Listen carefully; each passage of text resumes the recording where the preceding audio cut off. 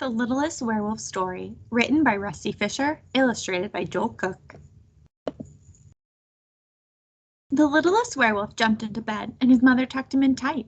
"But I'm not ready," he whined and squirmed, "to be tucked in all snug for the night." "That's nonsense," Mother Wolfie said as she patted and petted his fur. "You love your nightly lullaby, and that I am absolutely sure." Little Wolfie rolled his big brown eyes. "It's not your lullabies of which I'm tired," he said as his mother scowled at him. "It's just that I'm still quite wired."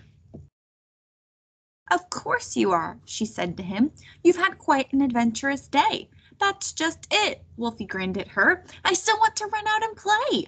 "Not now," she said, smiling down at him. "Even wolf boys need their rest." "But Mom," he whined as he tossed and turned, "today was just the best." His mother thought. Then she gave an idea that was sure to make our Wolfie sleepy. "Why don't you tell me what you did today, and don't hold back on the creepy?" Now little Wolfie's eyes grew wide. "You mean it?" he asked Mother Dear, and when she said that indeed she did, our Wolfie smiled from ear to ear. "It all started at the zoo," he began with a wicked little grin, "which was quite a challenge at first, you see, since of course they wouldn't let me in. But I snuck around back for a sideways attack and slipped through a hole in the gate, and once inside, Mother Dear, how I ate and I ate and I ate!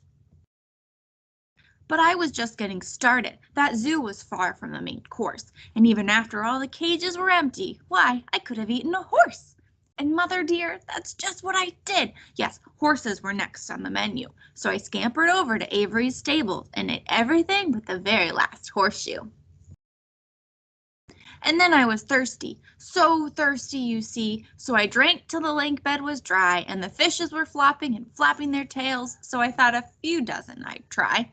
Those fish, they were tasty, but tiny, you see. They left an empty feeling inside, and as the townspeople were after me by now, I figured I'd best run and hide. And what better place, Mother Dear, to hide out than a barn full of cattle? I swallowed them whole after one monstrous werewolf versus cattle battle.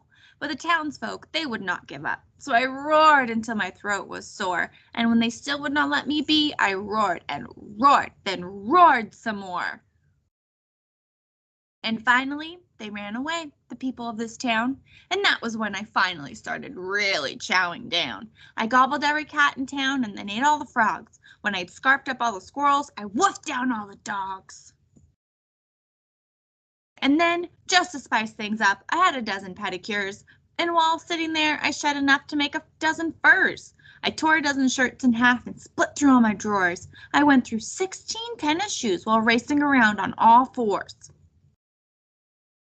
The little werewolf paused his tail to stifle a furry yawn, and Mother Wolfie smiled to see that his energy was gone.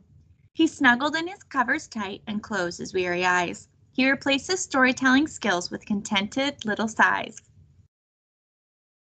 "Now get some rest," Mother said to Wolfie. "Your leg I'm not trying to pull. You'll need energy for tomorrow night when the moon is actually full."